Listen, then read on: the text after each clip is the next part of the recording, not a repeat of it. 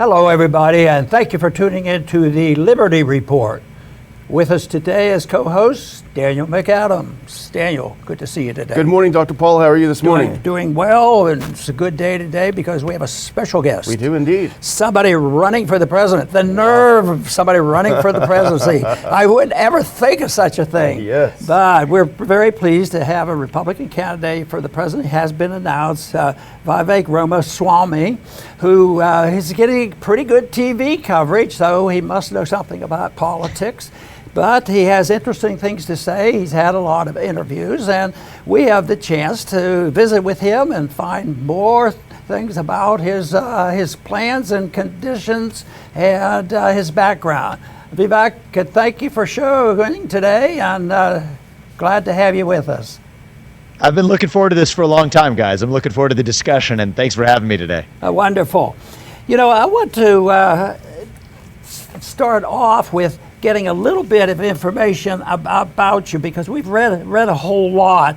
But what has motivated you? I've read about your bio. It's pretty interesting, and I even noticed that at Harvard you got your degree in biology. That's pretty good. Why somebody knows biology getting in there.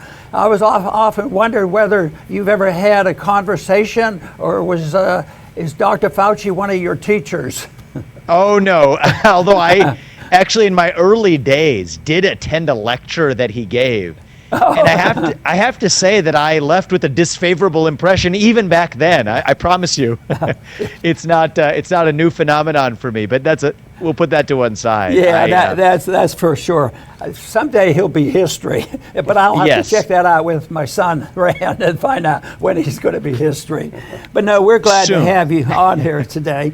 You know, you have a hint sheet appeared on the internet, which I looked at, which I like.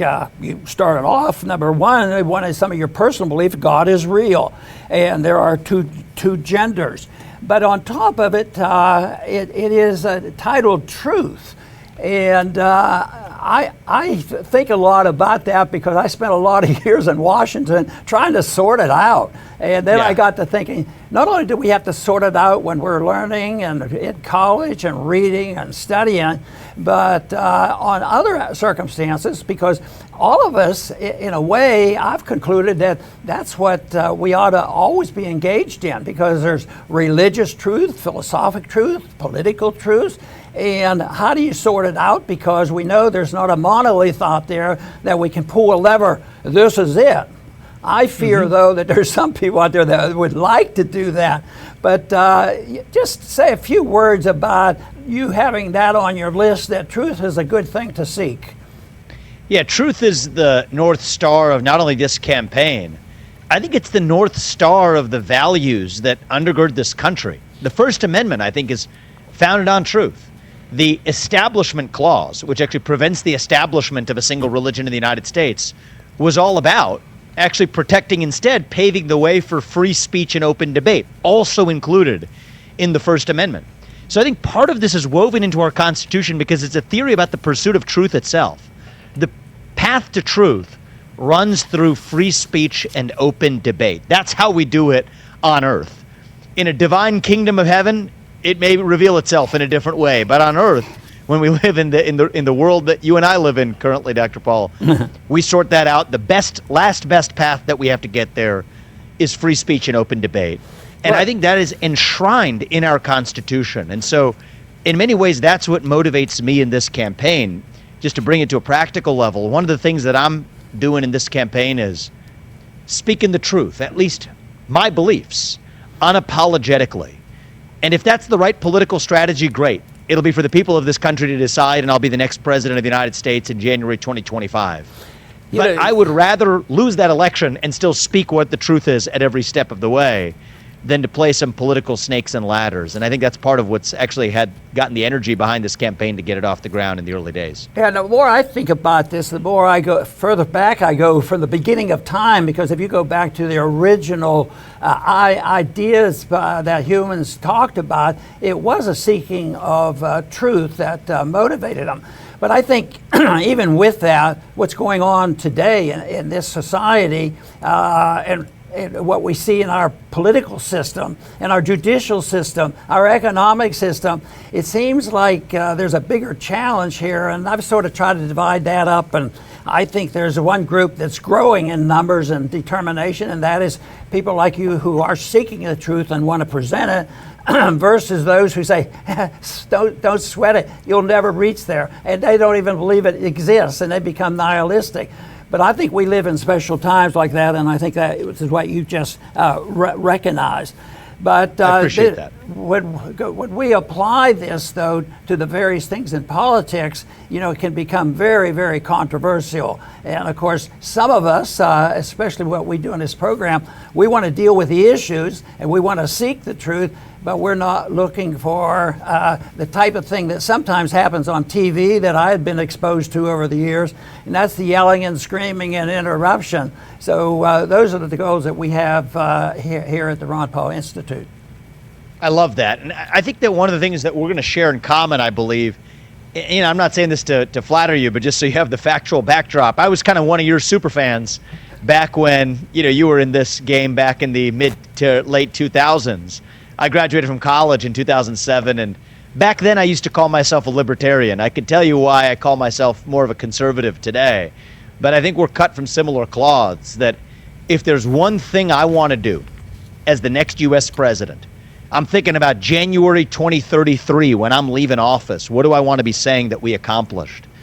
Number one on the list is that we will in this country once again have 3 branches of government, not 4.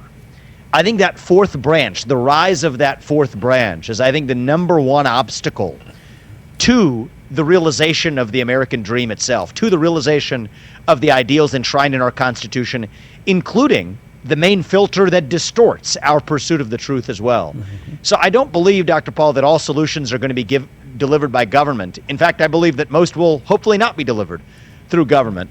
My background is as an entrepreneur. I built a biotech company. That was my first career. In my most recent career, I've been pushing back against some of the orthodoxies that we see in the marketplace, like the rise of the ESG movement, through offering market alternatives, which is the first best choice. But there are certain things that I am not in a position to do through the private sector, that I'm not in a position to do through writing books or starting businesses. And the top of the list is, I think, actually restoring a 3-branch constitutional republic. And yes, I think that's also the biggest threat to federalism itself, is that 4th branch in the federal government. It's a threat to separation of powers, and it's a threat to federalism. And if there's one thing that motivates me in this race, one thing that I'm going to deliver, it's to revive the national identity of our constitutional republic by restoring those 3 branches. And that's something I think the next U.S. president can do.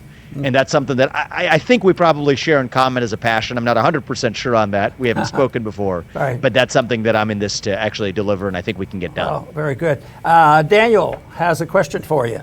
First, I want to welcome you, Vivek. Thanks a lot for joining us. It's really a delight to speak with you. Obviously, very successful and intelligent, and there are a lot of libertarians that are interested in what you have to say.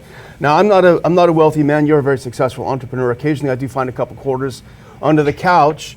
But we heard from the Pentagon yesterday that they actually looked under the couch and found $6 billion, $6.2 billion that they meant to send to Ukraine, and they didn't send it to Ukraine. You tweeted out, I think earlier, if anyone else had done this, they'd be in prison. So they found this money. It sounds really great, a little bit of a windfall. They want to send it to Ukraine. You think that's a good idea? I think it's an awful idea. I think that we have gotten into a bad habit in this country of fighting politically correct wars, and this is the politically correct war of our time.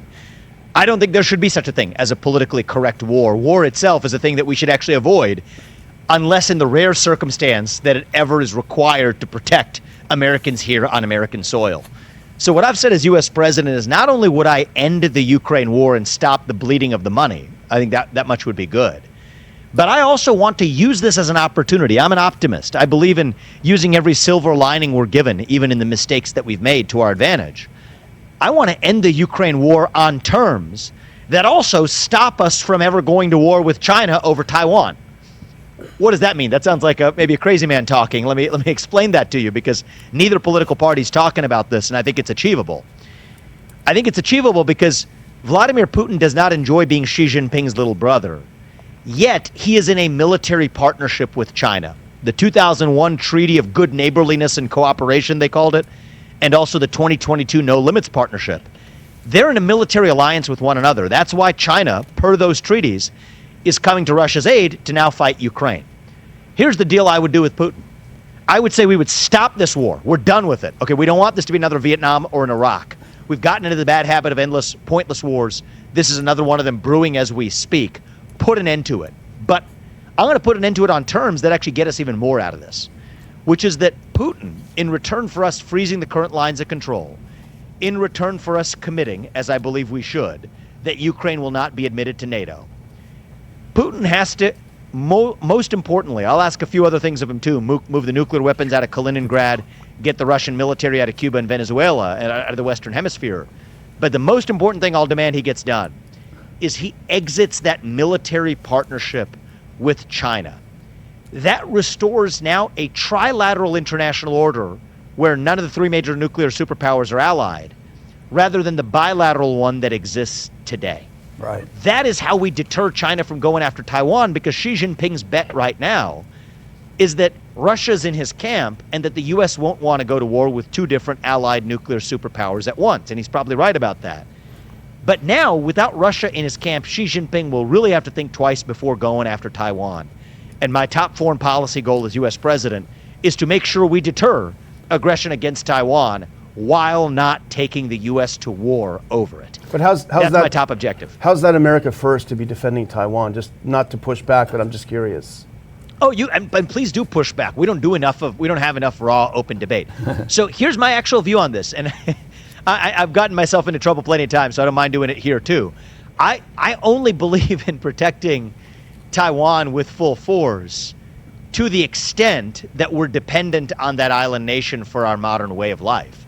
If we have our semiconductor supply chain secured through South Korea, through onshoring here to the United States and otherwise, I think that changes my appetite to engage militarily with Taiwan. But the fact of the matter is today we are dependent on that island nation for the way we live our lives, from the chips in these phones to the refrigerators that we use that keep our that are food cold. They come from a tiny island nation in the South China Sea.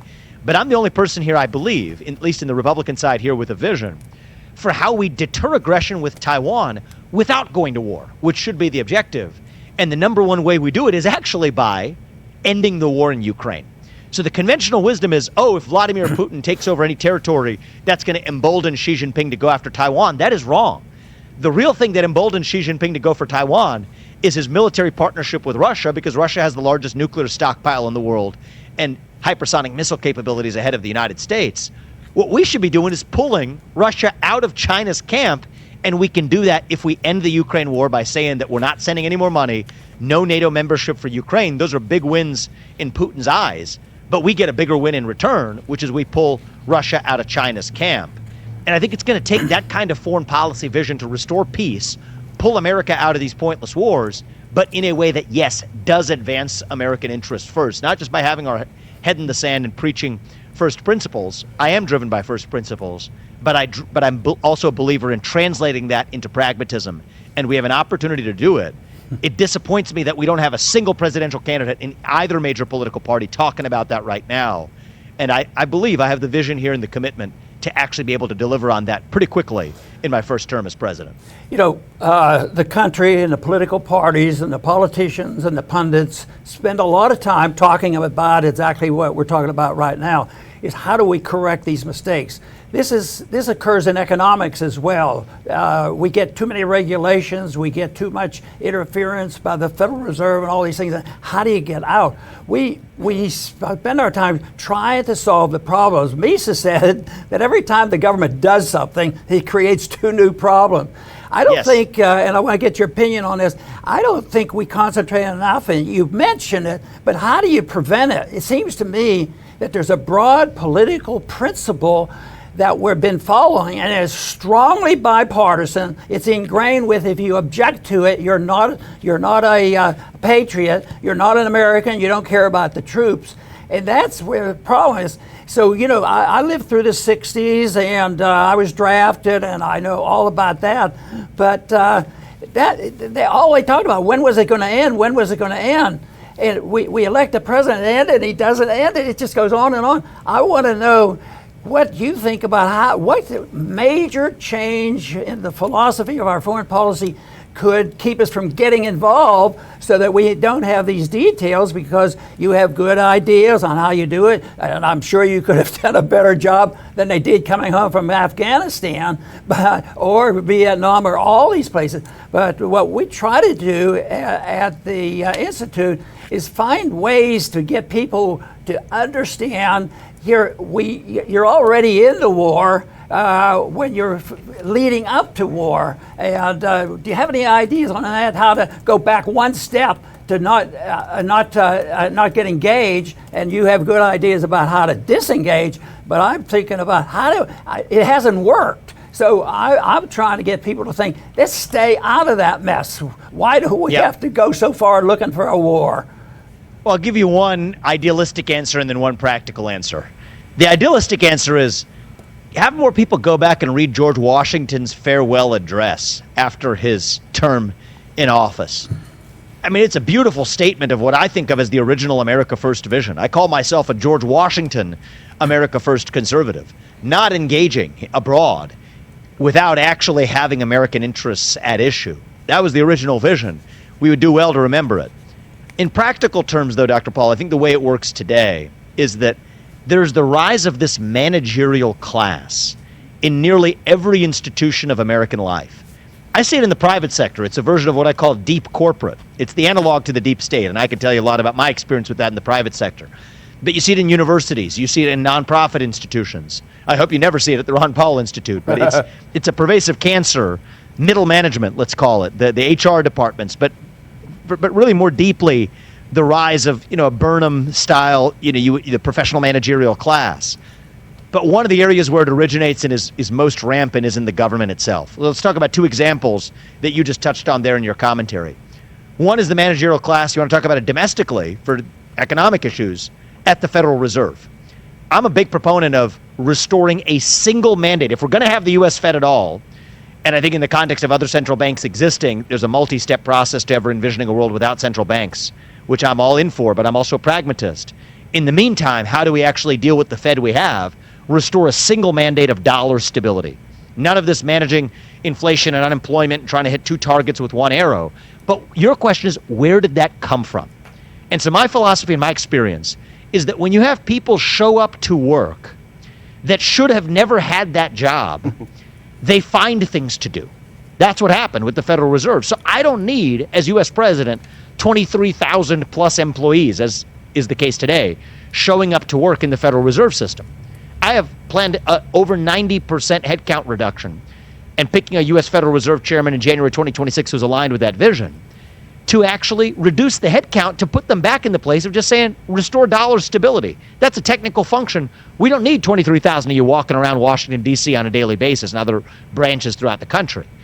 So that's domestically. I think we have the same problem at the Pentagon. The managerial class at the Pentagon is the real problem. The young men and women who are wanting to serve their country, the way we honor them and respect them, and I respect their civic commitments, is by making sure the self-interested managerial class at the Pentagon doesn't invent purposes of its own. So part of the reason, again, is I think a headcount reduction. And then part of this is restoring purpose. The number one purpose of the U.S. military should be to deter war. State that. Then you have a mission alignment of what it takes to actually achieve that purpose, and I think a lot else follows from there. On the money issue, doesn't that admit that we've lost the intellectual fight? Because it's been going on, especially in this country, since Jefferson and Hamilton. It was central banking, that amount of control. It sounds like you want to improve things, but for some reason I have become cynical over this, that central banking is a total failure, and it's controlled so much, and it invites a lot of invasion of our civil liberties because they use it as a weapon to tell companies what they can do. They might even deny no loans to people who don't capitulate to the political system. I agree with you. Look, philosophically, I agree with you, and that's the right North Star. I'm a believer. I told you what's the campaign slogan, what's the campaign mission. It is truth. That means that I'm not going to make any false promises. Everything that I tell you, I'm going to deliver. And I believe we're going to win this election. In my heart of heart, I believe I will be leaving office in January 2033 hopefully talking in a conversation like this with you about what we accomplished. And when I tell you what we're going to have accomplished, I really mean it, that's what we're going to have accomplished. So if I'm writing a book or serving as a professor and starting the clean slate from scratch, absolutely. I am a central bank's, more than a central bank skeptic, I'm a central bank eliminationist because I believe it should not have existed in the first place.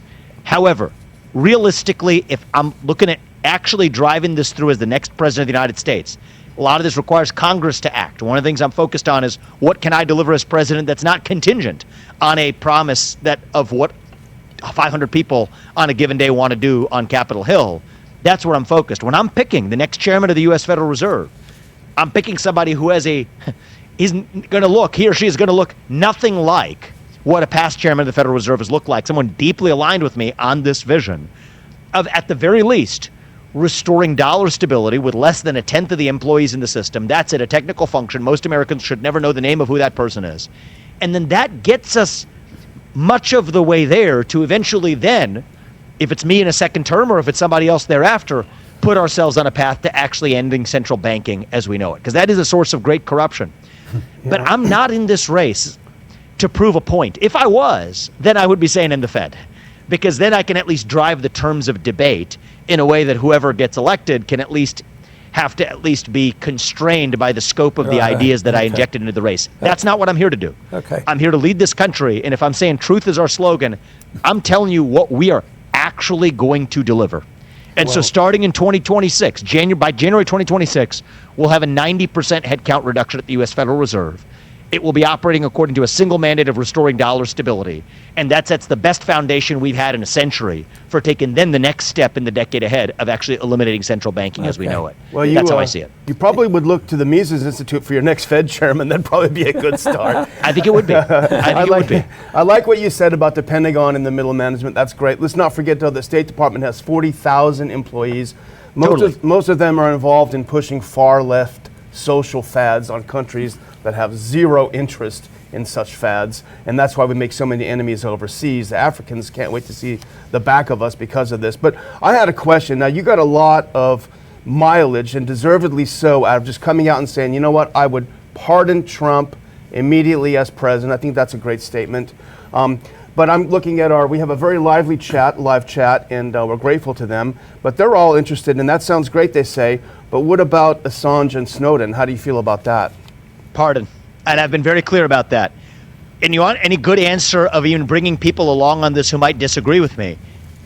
Assange sits in foreign exile. And by the way, I might ask for some of your listeners or yourselves on help. I've had a lot of trouble with this. I'm trying to visit Julian Assange. Actually, I have a planned trip to the UK that I committed to speak at something in September. I want to see him during that visit and face-to-face have that conversation. So if there's anybody in your network, they're making it really hard to see him. But that's something that I'm keen to do. We can help you with that. Yeah, I would hope so. I would take it gladly. I intend to pardon him because even the people who disagree with me, they have nothing to say to me on this. Chelsea Manning, the government employee who leaked the information to Assange, who just merely published it, actually had her sentence commuted by President Obama because she's a member of a favorable political class. Let's call the truth what it is. She's transgender. I think that we should not have the two tiers, and this is nothing against anti-trans comment or anything like that. It's just a statement of how the federal police state works. There's two tiers of justice, or multiple tiers of justice. An intersectionality-based theory of justice, based on how high or low you are in the intersectional pyramid. There's now not only a different claim on economic goods, there's now a different claim on justice itself. Antifa treated one way, peaceful protesters of a different persuasion treated a different way. Chelsea Manning treated one way, Julian Assange treated another, Trump one way, Biden another. Enough with it. We have to have one rule of law grounded in the Constitution we wrote, that set this nation into motion almost 250 years ago. That's what we need to revive today. And I think that I'm in this race. I want to revive the ideals of the American Revolution. And the standard I use is that if our founding fathers who signed the Declaration of Independence and the Constitution were walking around today, what would their reaction be to what they see? And if they would be appalled, we should be appalled too. And I am appalled as a citizen. And so I think we live in this 1776 moment. That's the spirit we need to revive. And this isn't some defense of Donald Trump's behaviors or judgments. I'm running against him, I remind you, okay? I would have made many different judgments than he did. But I do not want to win this election by some federal administrative police state eliminating my competition from contention. That's why I've said I would pardon him. I would pardon Assange. I would pardon Douglas Mackey. I would pardon many of the peaceful January 6th protesters. Yeah, good. I will pardon anybody in this country who is the victim of a politically motivated persecution through prosecution. Yeah. That's how we actually move forward. I think all these things are good. We all should move in this direction. I generally, in Congress, didn't vote for this idea that we solve the budget by getting rid of waste, abuse, and fraud. I want to, but the system is totally fraudulent, and that won't answer. It's deeper than that, and it's ingrained in our system. It's been with us now that undermined our republic for more than 100 years.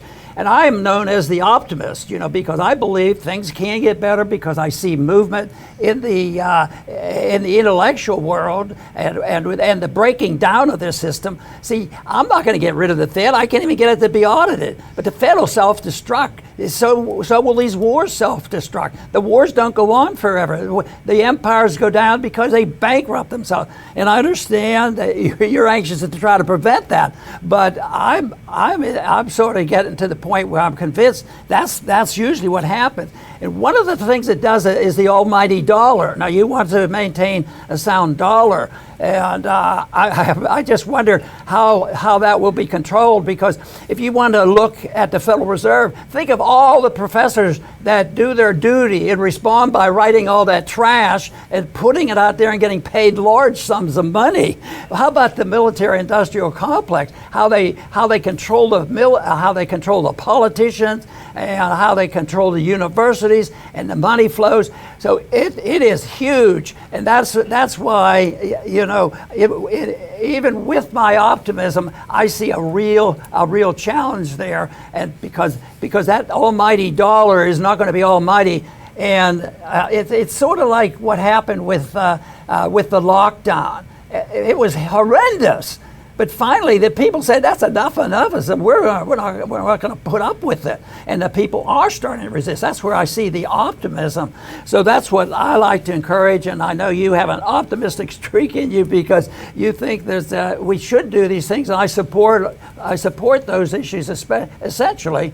But I also am realistic in the sense it's ideological, the truth, and what we could go back to exactly. Do you and I have exactly same agreement on truth? Probably not, but probably I don't have it with Daniel either. But truth is a substance that we seek for, and I think the goal in life is seeking excellence and truth. This is a job, but most people give up on it because all they see is failure. So I'd like you to finish up here with giving us a word of optimism, because so far I think you came across as being optimistic. I am optimistic. I'm 37 years old. I was born in 1985.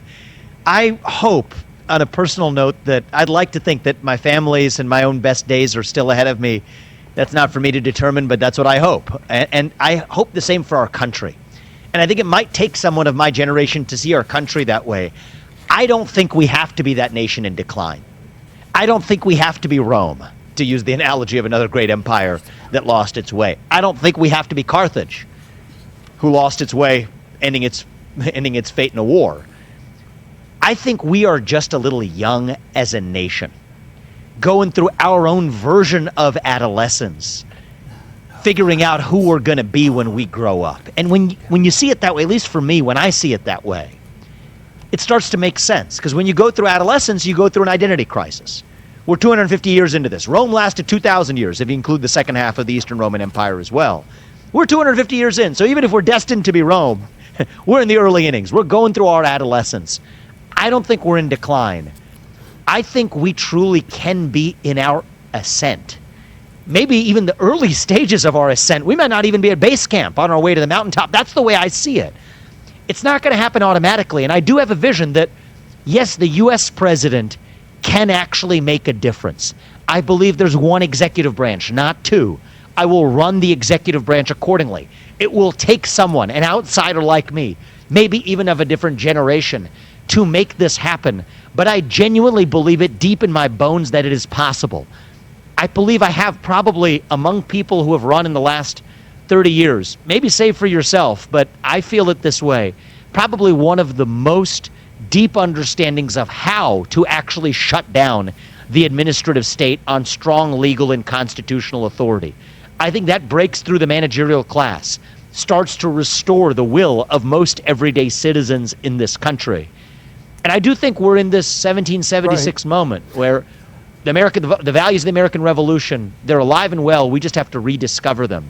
And that's why I'm optimistic. So I would summarize that: seek liberty and we'll find our answers. And that's what the founders tried, and that's what we unfortunately have rejected. Daniel has a question or a comment to make as we move to close. Yeah, I just want to say I like your idea about restoring our GDP growth. I would just encourage you to understand that we cannot do that unless we break the bipartisan addiction to spending in the military-industrial complex, which is not defense spending, it's military spending, and I think you've covered that, so I really appreciate that, and I hope you will hold on to that. But before I go, I do want to thank our sponsor for this month, and that is 4patriots.com. Go to 4patriots.com, use the code RON to get a 10% discount on your first order. It's hurricane season down here. You need to get those solar generators, get them up and running. So thanks to 4patriots.com. I will include a link in the bottom. Thanks again, Vivek. Good luck to you. Yes, go ahead. Go ahead. Can I just say one thing in closing is for the libertarians out there, you're not going to agree with 100% of what I say, but you're going to agree with 90% of it. And I think I actually have a shot at winning, a real shot at winning. I'm ahead of where Trump was in June of 2015. I need you all. I was a libertarian rapper in college, and we're 90% aligned now. But it's going to take all of us doing our part to carry this over the finish line. So I hope this is the beginning of the kind of conversation we're going to have about even redefining the bipartisan system or the Republican Party. I need your help to actually do it, and I'm going to be looking for it, and I'm going to be grateful for it if you guys help lift me up to actually do the things that we talked about here. I intend to. Very good. And I want to just follow up with a closing brief statement on Daniel's point about, the bipartisanship. And unfortunately, all the big issues are very bipartisan. That's why it also is a reflection that we're bankrupt and we can't work very well anymore because nobody's willing to give up the welfare warfare state.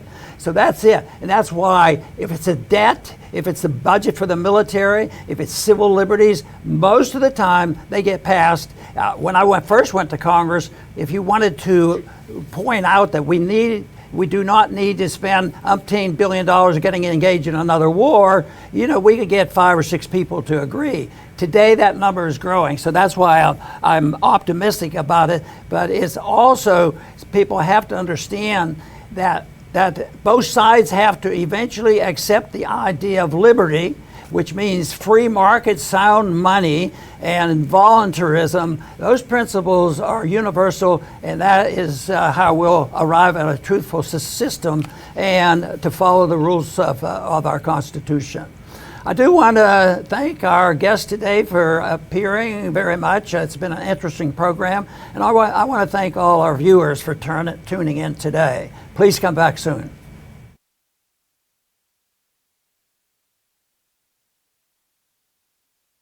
Thank you.